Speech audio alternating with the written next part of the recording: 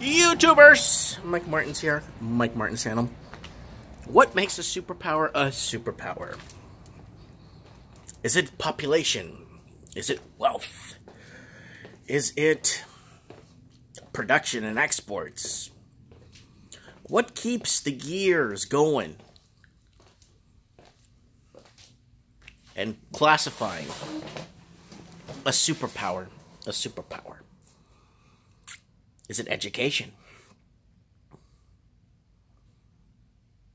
Is it... What is the main... Let me rephrase that. What is the main fundamental? One of the most main important fundamentals that drives a superpower? Is it housing? Is it student loans? I could tell you ways of becoming a superpower. But what fuels or drives or works those big gears in a superpower? It's energy. The answer is energy. Energy, once you control the world's energy, you become the superpower. Now, can China become a superpower, or is China a superpower on paper? But are they in reality? Can they be a superpower with the amount of population that they have, with the amount of economic growth that they have?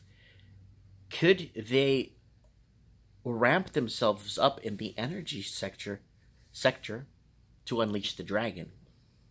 Can they do it? That is the question. And I was reading a Forbes thing, I think it was 2 days ago. And they basically stated that China...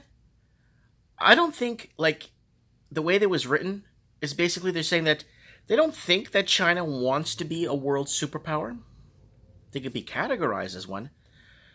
But I don't think they want to be, I think they want to be more of a regional power. The way the article is written on Forbes. I think what they want is more of a regional power reach.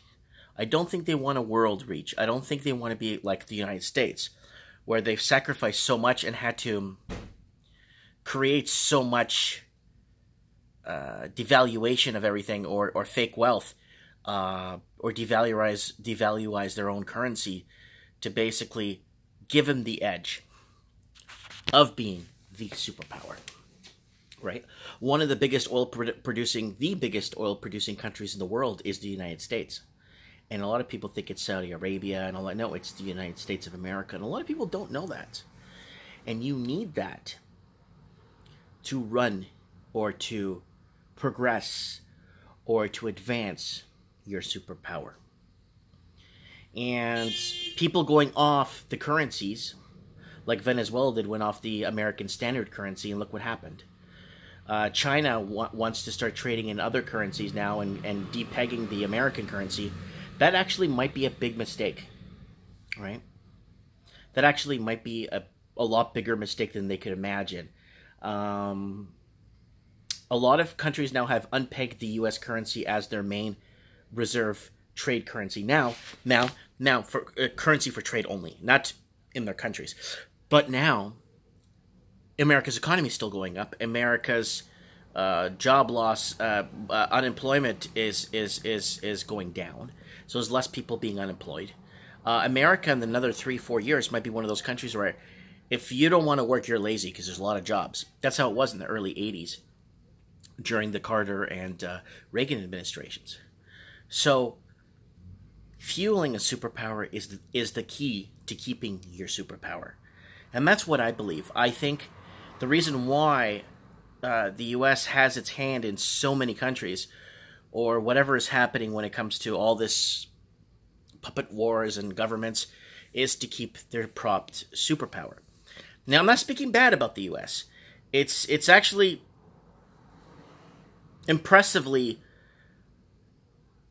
mimicked the system and mimicked the devaluation of their own currency. And I remember when Reagan said his speech when he was running for his first presidency run, where their dollar was only valued at 43 cents of what it was from 30 years ago, from when he was making a speech there in the 80s. Now I think it's got absolutely no intrinsic value whatsoever. You know, if you were to actually take the U.S. dollar and actually back it by gold, like if they were to put gold's standard behind the U.S. dollar, it'd be like an ounce of gold would be like 40,000 US to back it if they were to give it intrinsic value. So if they were to take the US dollar and say, okay, we're going to back the US dollar by gold now, and X amount, and this much is valued in gold that we have in the reserves, but the amount of money and the poor lack of macroing and limiting the money supply, that's put them in this position. You got to put $40,000, $50,000, $60,000 to back an ounce of gold because there's so much money out there. Now, here's the problem with that. In turn, it ties in to them keeping the superpower status, because I don't think China wants to really put itself in a position where the population is too big. They'll have a hard time kind of following the U.S. framework and what they've done in the last 30 years. I think China will have a really tough time doing it.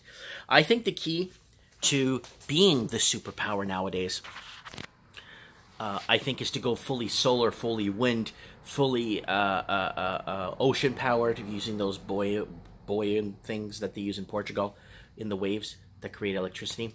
Remember, guys, like last year or 2 years ago, Portugal went off-grid for 5 days, beating Germany's 3 hours or something.